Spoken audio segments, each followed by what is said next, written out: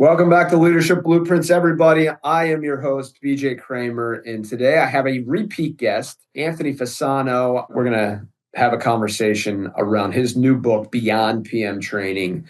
As many of you know, I obsess over creating a business that is developing leaders, mainly because I came from a system at both West Point in the Army that had figured out how to get it right. We recently relaunched or rebranded our website. MCFA's mantra is we are building leaders, because leadership to me is a decision. Leadership to me is a mindset. And we have leaders at the junior engineer, junior employee level up to senior directors. And we are all learning to be leaders at a different level, but we are also leading in the built environment. And I think one of the formal pieces of leading in that built environment is project management and project manage PMI and project management training, because that is, I think, where business objectives and in the professional services space, our professionals meet contact with the marketplace. It's the leader of the project, the contract, the client relationship, the resources that we are bringing to bear on that problem. So project manager really is the level where, quote, industry starts saying this person's a leader responsible for outcomes. I wanted to qualify that a little bit because we are building leaders at MCFA. To me, I'm trying to empower everybody to have a leadership mindset, no matter where they fall on the org chart. All right, without further ado, I just had my team at a PM Connect event put on by the Engineering Management Institute, which Anthony Fasano is the founder of. Anthony, welcome back to the show. Hey, BJ, thanks for having me back. I'm excited to chat about all things project management and beyond. Me too. I apologize for the long intro, but I get excited about this topic. And the main thing I look at is, and I think this is what your book hits on. I will admit I have paged through it, but I have not read it entirely. Project management development, the development of the project managers, is not just a class you can attend or a cert you can get. It is this whole ecosystem of experiences that you have to have. And I think that's what the Army gets right. There is obviously some true in-classroom training. There is some subject matter that you have to be exposed to. There's some expertise and qualifications that you have to have. But so much of project management and so much of leadership is about getting reps and getting the experience. So talk to us about Beyond PM training. Yeah, sure thing. So I'll start by just saying I practiced as a civil engineer for a number of years, and I would get sent to the PM boot camps. And I'd get all the information, drinking from a fire hose. I went back to work. I forgot about everything. So that was one thing for me that I really wanted to focus on, developing PMs better in our industry. And so for years now, I left my career behind. At EMI, we do work with companies to build these custom programs, custom PM programs. And in doing it, what we started to notice was that developing project managers goes a lot deeper than quote unquote PM training, which is how a lot of firms will refer to it, right? Whether it's a boot camp or a program they build internally or externally or whatever the case may be. That is one component of it. And now that is an important component of it. And I think we need to do a better job with that. But there are other components to it as well. And so in the book, what I talk about is I call it the AEC PM ecosystem, which kind of consists of these 4 different phases to project management development. The first phase we call is pillars. And that is like your PM job titles, the roles and responsibilities, right? The career pathways for your project managers. And I say this early on in the book. Not all PMs are created equal. And that's something that firms need to be aware of, right? Because you likely have PMs that are new, 5 years out, 10 years out, 20 years out. And if you're treating them all the same in terms of their development, you're making a mistake because they all kind of need different things. So one of the things you should do with your organization is to come up with defined project management roles and job descriptions, whether it's junior PM, PM, deputy PM, senior PM, right? So that you can understand what they need at each level and then have literally have a PM career path that you can show project managers how they're going to progress. And that's important as I get into deeper into the ecosystem, because as you start to develop your PMs and provide training and resources, you're going to kind of want to match the resources to the level of project manager where they're at. And the one thing I say in the book, which I still stand behind it, 90% of firms that we work with, the first question I ask them is, how many project managers do you have? And that question takes them at least a week to answer. They don't know. I have to run a report. I got to look through our system. Mine's 17. All right, there you go. So you're ahead of the curve because at least you know. But the reason for that is because a lot of times in most firms, you're not just a project manager, right? You're an engineer, you're an architect, and you're a project manager. So I do understand it, but we have to be able to categorize and understand our PM roster if we want to go ahead and develop them appropriately. So when it goes to the ecosystem, that's your first phase, which is really focusing on your pillars, your job titles, the roles, your career pathways. Very important. Then we go to phase two, which is PM development.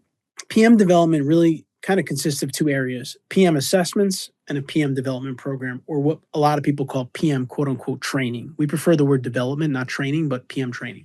And I don't want to gloss over the PM assessment piece of this, because a lot of times, like I just mentioned, if you have PMs with varying experience levels, you kind of want to take stock of where they're at before you just start throwing training at them, right? It's like anything in life. If you want to start working out, maybe you should start by assessing yourself, talking to a physical trainer, right? If you're not feeling well, you go to the doctor, they do an overall assessment before they decide what you need help with. So it's the same thing with project management. And by assessing your PMs, you can kind of get a feel for where they're at. And assessments could be done in different ways. You could use a simple survey that you create for your PM population, right? And make sure that you can parse it by years of experience or something along those lines. It can give you some really good information as to their needs. We have this PM behaviors assessment that we built at EMI that we kind of use with our programs to understand the different process groups and the behaviors that people need to exhibit in those. I think the bottom line, though, is that if you're trying to conduct training or development for your project managers without necessarily knowing their needs, you're kind of operating a little bit in the dark. And that training may just be a waste of time and money because you may not hit the spot that they need you to hit, so to speak. So that second phase is all about assessing your PMs and then providing the right program. And we always recommend, when you do PM development work, PM training, whether you're doing it internal or working with an external provider, you have to have more than one course. There has to be a foundations course and an advanced course, or a number of different courses, because again, you can't have everybody together because they're not all in need of the same skill sets at that point in their career. So those are the bigger takeaways from that development piece of things. All right. Take stock, create a baseline, and then work off of that baseline. You're going to get much better results in return for your money on any kind of programs that you do. To hit on that, it's the idea to meet people where they are, because if I'm throwing training at somebody that they already feel like they know this, and I'm like, oh, all 10 of you need to be at this training, and 5 of them feel like they know it. One, I'm wasting their time, and 2, we're wasting our investment because they already know it. And then if you throw people into a training where they're not ready for it, like they don't have enough context or experience for that training to actually hit them, and like, oh, I see why we're learning this, you're wasting money. So let me emphatically agree with that. Yeah. And let me give one caveat to this too, which I think is important. Sometimes we do work with companies that have hundreds of project managers, and we will build like a 2-tier course, right? A foundations course and an advanced course. While it's not practical or doesn't make sense for them to send their senior PMs through the foundations course, which I agree with, we do want to equip those senior PMs with the ability to mentor the people going through it. Totally. So a lot of times we'll do some kind of a crash course or a quick overview with the senior PMs on how they can reinforce the training. Because as EMI, we're an external provider. So once we do the training, we're not there anymore to help with that. Right. So they got to have people enforce it. And just generally speaking, you want to have mentoring, which I'll talk a little bit about later, but you want to have mentoring happen in your organization, whether it's formally or informally. And you need to educate those senior PMs on what you're teaching, the language you're teaching, the PM language, if you will, so that they can kind of talk the same language. The standards and language, to me, I came to this company in 2012. I bought the company in 2019. And like, even the language I have used over the years has evolved in what we call our business development process. What qualifies as business development? What are project managers responsible for? So a project manager that was here in 2012 when I came here might think I'm speaking a different language than they're used to, and they never got caught up to what my new standard and expectation was for a project manager. So I agree 100%. Like, you do need to snap the chalk line, create the new baseline for what the system and the language of project management is inside of your company. Yeah, 100%. And it's one of those things that they have to all be equipped to speak that same language. And what we're finding now in our industry, as companies are growing very fast and maybe acquiring other companies, this is becoming even more important, because if you acquire a company with 10 or 20 PMs, they're coming into your organization with maybe a different PM philosophy, right? So now you've got all these different PMs in your company doing things different ways, and you need a way that you can kind of get your way across for project Right. management. And this, having a good program and a good way to do that, can be very helpful with that. All right. So the next phase in our ecosystem, the third of four, is your utilities phase. This includes PM tools, templates, and software. So this is another important part of PM development. I remember once we were working with a client and we built a custom PM program for them. We're delivering it. Everything was going really well. And the feedback we got from our client was the program was great.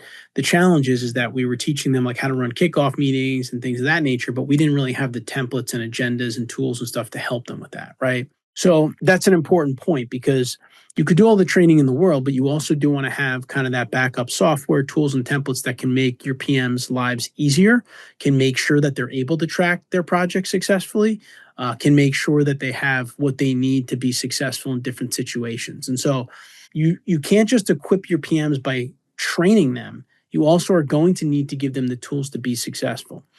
And the one thing that I'll say about PM software, I'm not a PM software expert. We do sometimes work with clients to help them a little bit tie it to the training. But what I find is that the more complicated the system is, the less people are going to use it. All right. A lot of companies today will invest a lot of money in these ERPs and PM software programs, and it can be very powerful. And what the program can do is amazing, but will people learn it, and will they do it regularly, as opposed to just opening a spreadsheet, which they're used to doing every day? And so I'm not saying you should use spreadsheets over a software, but what I am saying is if you invest in a software, you need to make sure you do the proper training to set them up with the right dashboards and make sure that they're competent in being able to use that software. And that's really important. In an industry where we're thinking about life cycle cost of buildings and things like that, we buy a software and think it's just an upfront cost, as opposed to the training and change management and the one step back to take three steps forward in those software investments. And I'm saying that because I mean me. Like, I know that that shiny new piece of software, that's going to fix all of our Right. PM problems or all of Right. our BD problems. It's just, the reality is it's not. Right. Right. And listen, a software can be game changing for your organization, but it has to be integrated the right way. And you have to make sure that your project managers know how to use it and how they get the information they need out of the program. Even if that means you setting up the right dashboard and report for them and they know how to just click and grab it, that's great.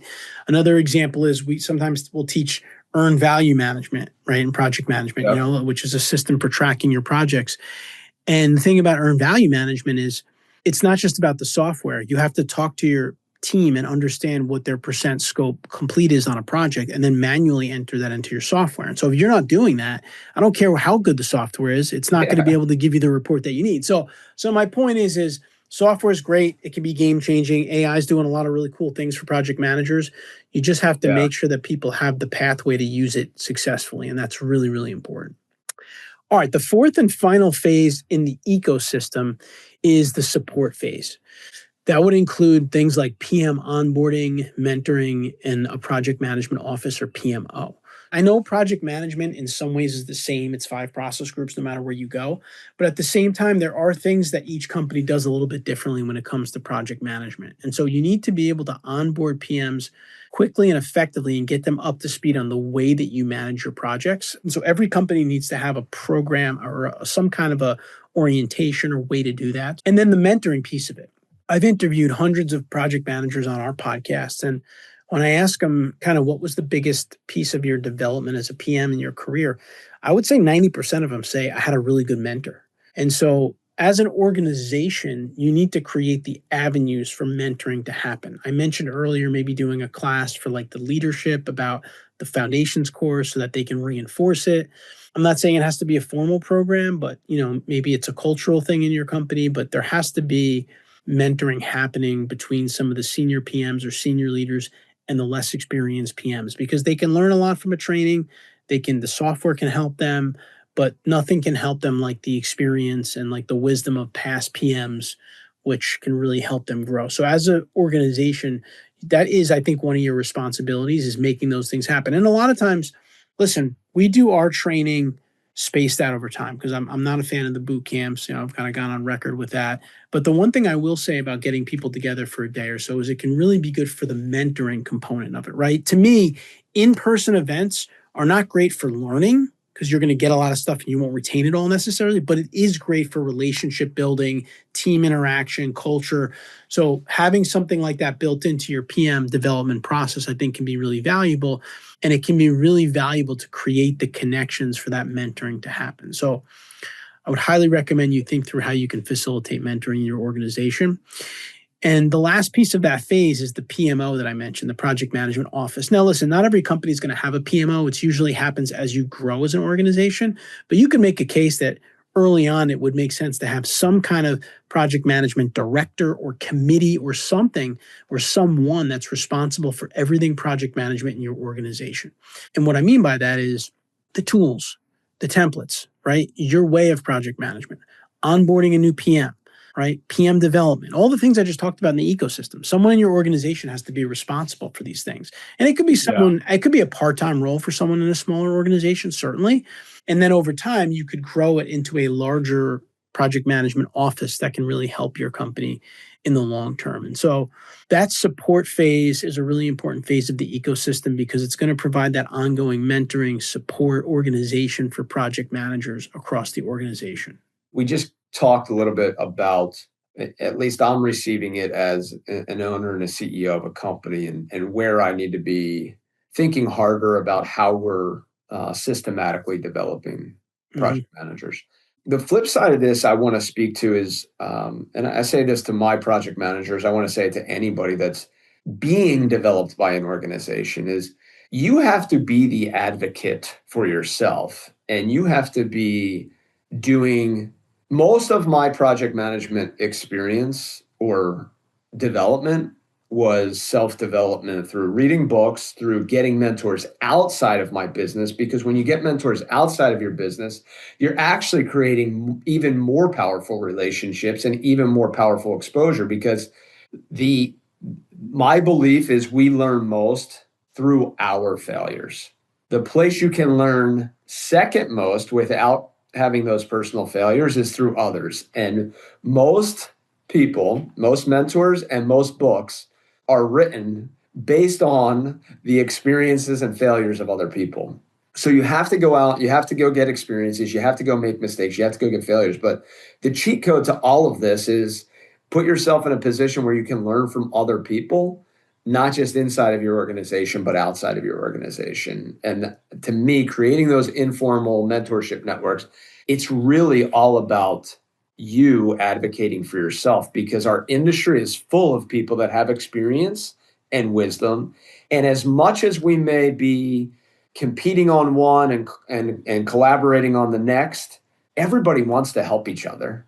Yeah, when it comes direct to like, oh, you're going after that contract and we're going after that contract, like, all right, maybe in very momentary, minuscule ways, we're directly competing with each other. But the vast majority of us are just trying to make all of the industry better, because when we make our clients better, we make the industry better. When we make our teams better, we make the industry better. When we make our competition better, it's better for the industry. Like, there's so much work that we're tackling. You just have to have an abundance mindset when it comes to helping people. Yeah, 100%. I totally agree with that. I think that, what's that saying? Rising tide lifts all boats, That's right? right. We all got to help each other out. That's why we started our AAC PM Connect events. We want to connect PMs in the industry from different organizations so they can brainstorm and solve problems together, right? I mean, there's no reason for one company to be doing this alone when everyone's trying different things and getting different results out there. One other thing I want to mention just about the whole idea of the ecosystem and the PM development that we've kind of discovered in our work with a lot of organizations is you have to put a huge value on reinforcing training after it's over. And this is very important, right? What I like to say is training ends, but the development doesn't end of someone, right? So one of the things that we created at EMI, and we've had some good results that I'll share here, is we created a service called PM Assist, right? It's like part of our PM certification process, but it's basically a 2-year service after training ends to support project managers in their development. And what it consists of is 40 or 50 micro learning videos, right? Just reinforcing the training, maybe one every other week, and then some webinars quarterly with some industry experts. And I mention that because I think what a lot of companies do is they invest a lot of money in either a boot camp or a program. And when the program ends, they make the assumption that, great, we did the PM training, they're going to be better PMs now, right? But if you think about it, they're only going to retain a very probably small amount of what they're learning in those sessions. So you have to continue to reinforce it after the fact. And if you can have some kind of system or process for doing that, you're just going to get a better return again on your investment. And if we go back to the beginning of our conversation today on the importance of project managers, right? You can make a case that that's the most important investment you can make, is making sure that those PMs are totally upskilled. They know how to interact with people. They know how to manage scope, schedule, budgets, change management, difficult conversations.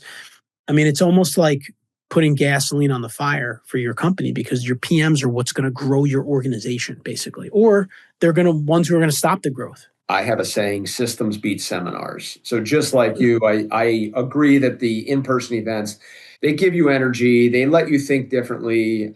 Most of the value I get when I attend those, in addition to the relational or the connections that you get, is you're just in a different environment, hearing inputs and thinking, kind of applying them to what's going on in your world. But the likelihood that I'm going to change everything that I do and come out a whole new person, very, very small. Systems beat seminars. What are the systems that you're doing that say, hey, inside of our company, this is what we expect of a PM, and either weekly, monthly, quarterly, or annually, this is how we reinforce that expectation, because they actually have to present in front of us this information. They have to follow through. So project management, as much as I believe leadership is a mindset and it's a decision, project management and all of the tools, if you're not using them on a regular basis, you're not going to get good at them. So, whether that's business development, account management, training other people, scope, schedule, budget, critical conversations or crucial conversations, if you're not doing that on a regular basis, you're not going to get better at it, because training alone, training without experience is not going to stick. So you have to give people the micro experiences over time so that they get better and better. And this is also why I love your idea about junior project managers. When you're sitting second seat on a project and you don't have all of the pressure and all of the noise that the PM has, but you can be handling one portion of it, like the administrative side or the follow-ups or the meeting minutes. To me, that's how you kind of microdose the development, in that, they're getting exposed and they're responsible, but they're not responsible for it all out of the gate. I think that's great. And I have to read the book. I'm going to put it up here. Beyond PM Training. Anthony was nice enough to send me a copy. Where do people get this? So you can get it on Amazon. It's available on Amazon. And what I will say about the ecosystem is, don't be overwhelmed by it.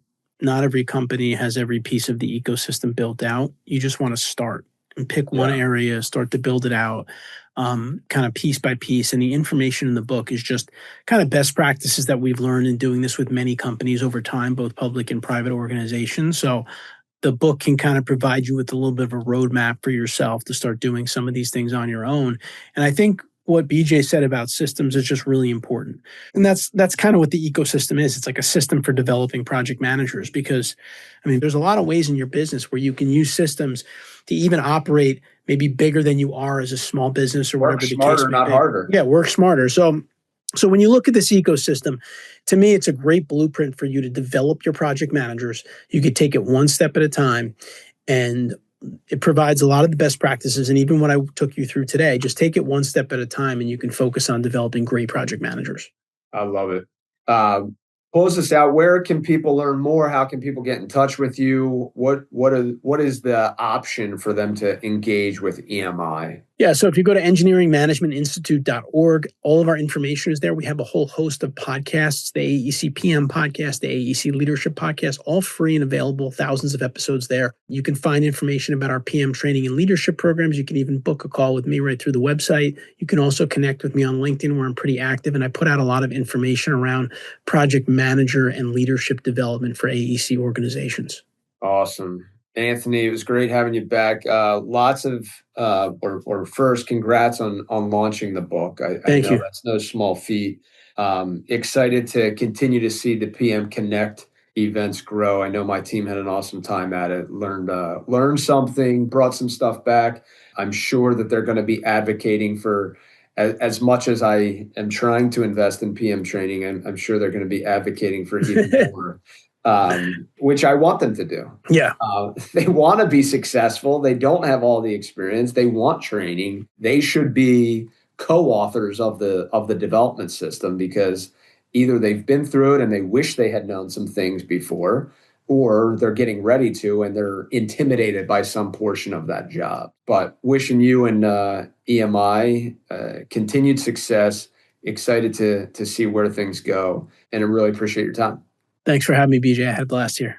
Everybody, do us a favor. If you know somebody who is contemplating project management, investment, a company, a CEO, a chief learning officer, or some friends that, are talking about their job as project managers, do us a favor, shoot this episode over to them and like and subscribe to hear more about, project management in the built environment, but even bigger, leadership in all environments.